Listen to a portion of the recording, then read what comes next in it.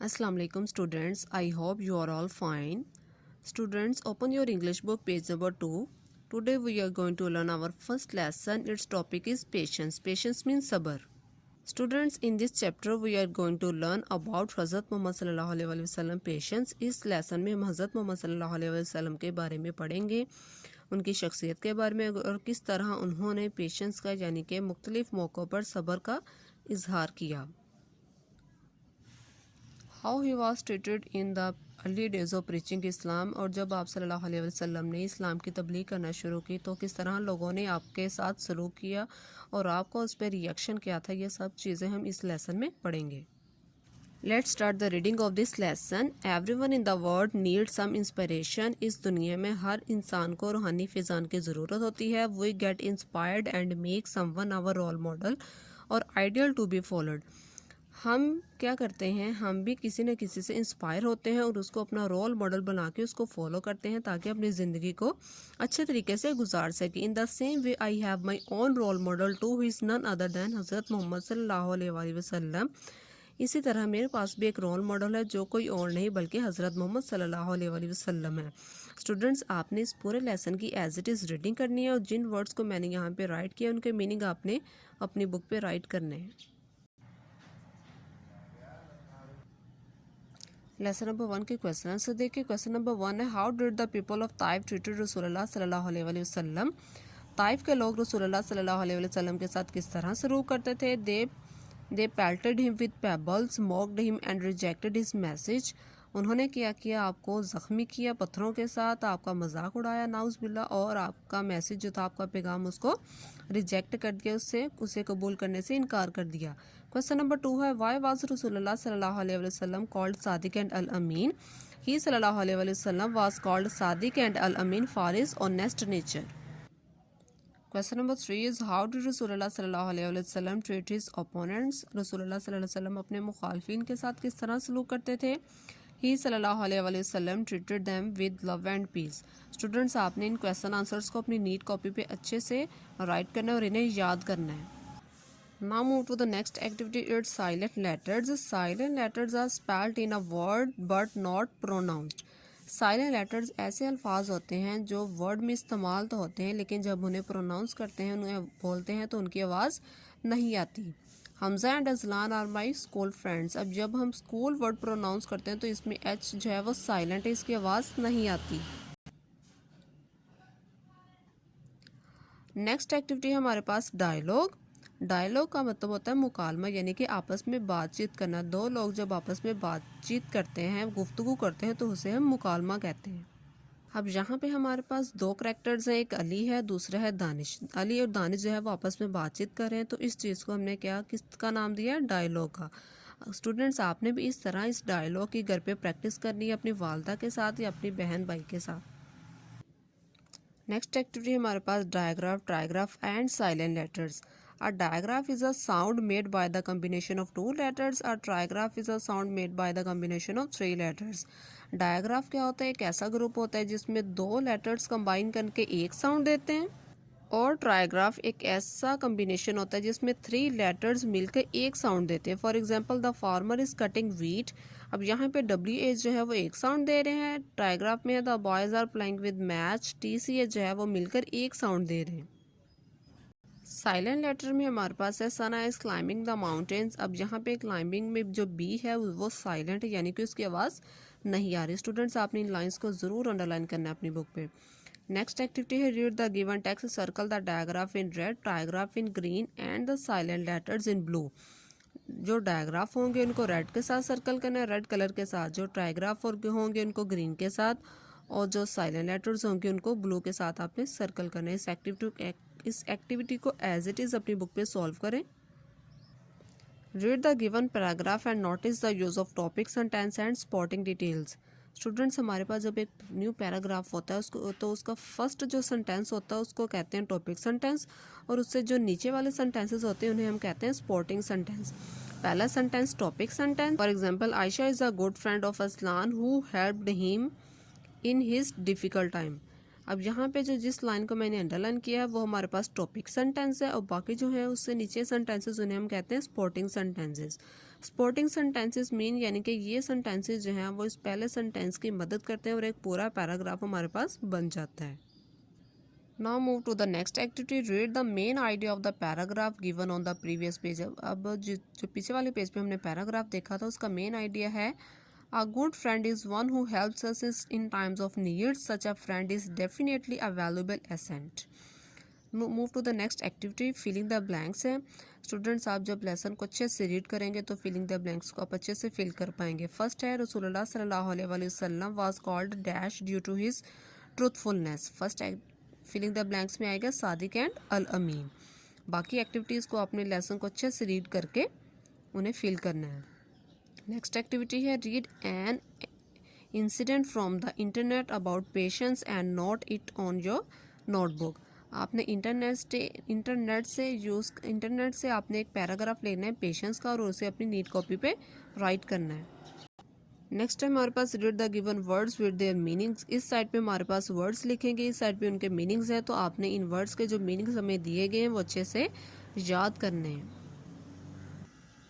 Next topic है हमारे पास naming action and describing words. Naming words हम कहते हैं नाउन को, एक्शन वर्ड्स होते हैं हमारे पास वर्ब, डिस्क्राइबिंग वर्ड्स होते हैं जो नाउन के बारे में हमें बताते हैं कि नाउन किस तरह का है। एक्टिविटी है read the given advertisement carefully, find and write two naming words, action and describing words, use them in your notebook in sentences in your notebook. जो हम यहाँ पे वर्ड्स लिखेंगे उनसे आपने जुमले भी अपनी नीट कॉपी पे बनाने हैं। नेमिंग वर्ड्स में फॉर एग्जाम्पल मैंगो। एडवर्टाइजमेंट हमारे पास है फ्रूट्स एंड वेजिटेबल मॉल के बारे में। अब इस चीज़ को आपने यूज़ करते हुए यहाँ पे नेमिंग वर्ड्स, एक्शन वर्ड्स और डिस्क्राइबिंग वर्ड्स यहाँ पे राइट करने हैं। Naming word for example mango, दूसरा भी आप कोई और वर्ड यूज़ करते हैं नेमिंग, किसी भी चीज़ का नाम लिख सकते हैं। एक्शन वर्ड में हमारे पास आ जाएगा टॉकिंग, बाइंग। इसी तरह आप जो है वो यहाँ पे वर्ड्स राइट करेंगे और नीट कॉपी अच्छे से रेडी करके वहाँ पे सेंटेंसेस इन्हीं वर्ड्स को इस्तेमाल करते हुए अपने सेंटेंसेस में करने हैं।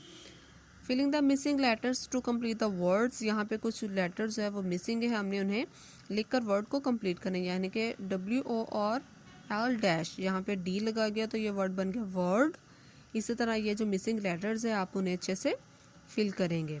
नेक्स्ट टॉपिक आ जाता है common and proper nouns. Common nouns are the names of a class of people, places, animals और things. For example boy, school, pencil, ETC। Common noun किसी आम शख्स, जगह या चीज़ के नाम को कहा जाता है और प्रॉपर नाउन में हमारे पास आ जाता है पर्टिकुलर पर्सन, नेम और प्लेस। ओके, प्रॉपर नाउन में हमारे पास एग्जांपल्स हैं अजलान, फैसल, मस्जिद and Holi Quran. Proper noun किसी खास शख्स या जगह या चीज़ के नाम को कहा जाता है। आपने इन लाइंस को अच्छे से अंडरलाइन करना है अपनी बुक में। और यहाँ पे प्रॉपर नाउन्स को मैंने अंडरलाइन किया, आपने भी अपनी बुक पे नहीं अंडरलाइन करना है। Underline the nouns in the given sentences and write whether they are common or proper noun. अब हमें कुछ सेंटेंसेस दिए गए, इसमें से हमने पहले नाउन को अंडरलाइन करना है, फिर ब्लैंक लाइन पे बता देना है कि ये कॉमन नाउन है या प्रॉपर नाउन है। For example we will go to Rawal lake next week. अब रावल लेक को मैंने अंडरलाइन किया और मैंने बता दिया कि ये प्रॉपर नाउन है। इस एक्टिविटी को अपनी बुक पे अच्छे से सॉल्व करें। नेक्स्ट है countable, uncountable and collective nouns. Students, countable nouns वो नाउन्स होते हैं जिन्हें हम काउंट कर सकते हैं यानी कि गिन सकते हैं। फॉर एग्जाम्पल पेंसिल्स, आप पेंसिल्स को काउंट कर सकते हैं कि आपके पास कितनी पेंसिल्स हैं, कितनी बुक्स हैं या क्लास में कितनी चेयर्स हैं। ये सारी एग्जांपल्स हमारे पास काउंटेबल नाउन की आ जाती हैं। अनकाउंटेबल नाउन्स वो नाउन होते हैं जिन्हें हम काउंट नहीं कर सकते। For example salt, pen, rain, weather. मौसम को हम काउंट नहीं कर सकते, बारिश को काउंट नहीं कर सकते, पेन जो दुख होता है उसको हम काउंट नहीं कर सकते। एग्जांपल्स हैं अनकाउंटेबल नाउन्स की।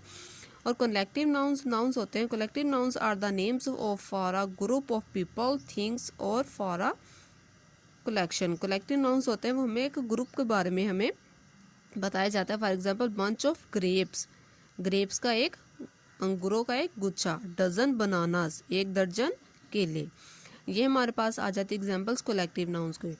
इस चैप्टर में जितने भी रीड मी वाले बॉक्सेस हैं आप उन तमाम को अंडरलाइन करेंगे और अच्छे से उन्हें याद करेंगे।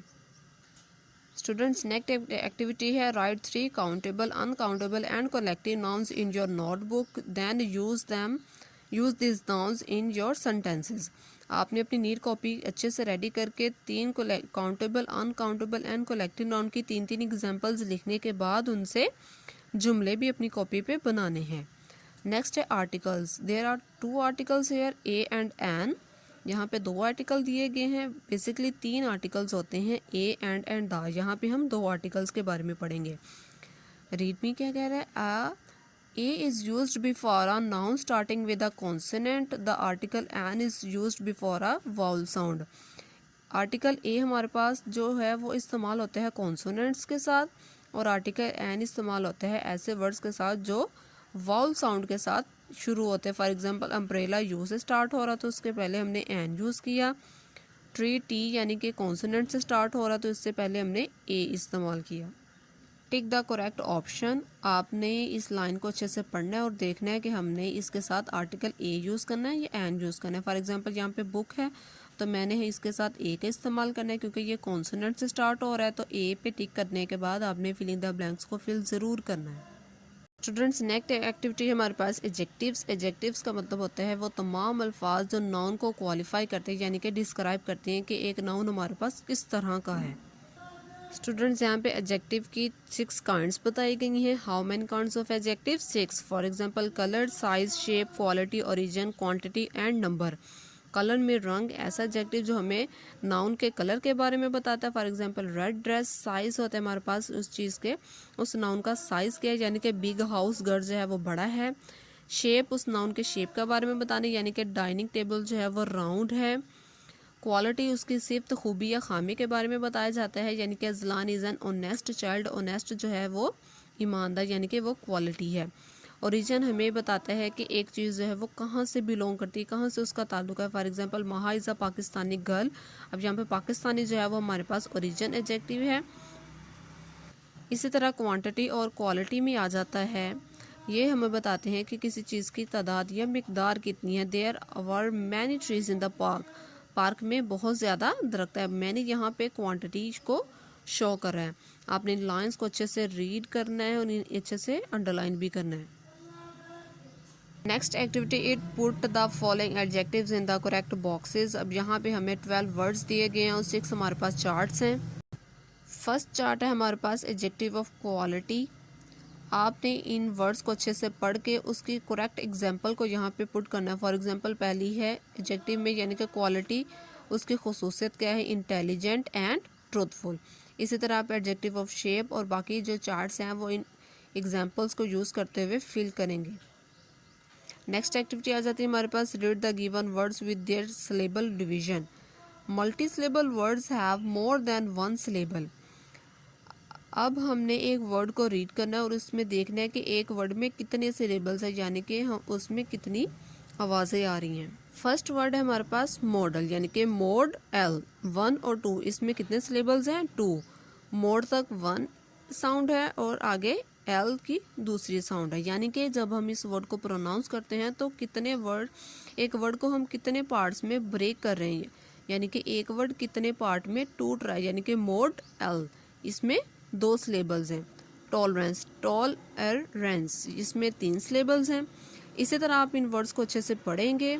यहाँ पे हम आपका होमवर्क ये है कि आपने अपनी नीट कॉपी को अच्छे से रेडी करने के बाद ये जो 5 लेटर्स हमें 5 वर्ड्स हमें दिए गए हैं, vegetable, project, complete, computer, mountain, आप इन्हें इसी तरह अपनी कॉपी को रेडी करेंगे। एक साइड पे वर्ड्स लिखेंगे, सिलेबल की डिवीजन लिखेंगे, नंबर ऑफ सिलेबल्स। इस तरह डिवाइड करने के बाद इनको आपने सिलेबल्स की डिवीजन करनी है। आपने बताना है कि इस वर्ड में कितने सिलेबल्स हैं। इन 5 वर्ड्स को आपने अपनी नीट कॉपी पर राइट करने के बाद इसका होमवर्क अच्छे से करना है। स्टूडेंट्स नेक्स्ट एक्टिविटी हमारे पास read the first paragraph of the lesson carefully, write its topic, sentence and spotting details in your notebook. Also write its main idea in your own words using correct capitalisation, punctuation and spelling. आपने इस lesson number 1 के पहले para को अच्छे से पढ़ने के बाद उसका स्पॉटिंग यानी कि उसका टॉपिक सेंटेंस लिखना है और उस फर्स्ट पैराग्राफ का स्पॉटिंग डिटेल्स जो हैं वो अपनी नीट कॉपी पे राइट करने हैं। नेक्स्ट है हमारे पास creative writing, write some good qualities which can you show in school classroom. Also write how they would help you in becoming a better person in your notebook. Use correct capitalisation, punctuation and spelling. आपने कुछ rules लिखने हैं, कुछ अच्छी बातें लिखनी है कि आप जो है उन्हें इस्तेमाल करके, उनका यूज़ करके किस तरह एक अच्छे इंसान बन सकते हैं क्लासरूम में या स्कूल में। फॉर एग्ज़ाम्पल पहला मैंने लिखा हुआ है I listen my teacher carefully. आपने इस तरह क्या करनी है, 4 मज़ीद बातें अपनी नीट कॉपी पे लिखनी है और बतानी है कि वो किस तरह आपको एक अच्छा इंसान बना सकती हैं। फ्रेंड्स, लेसन नंबर 1 की तमाम एक्टिविटीज़ को, उसके रीडिंग को अच्छे से करना है। आपने जिस लाइन को मैंने अंडरलाइन किया उन्हें अच्छे से अंडरलाइन करना है और इन्हें याद करना है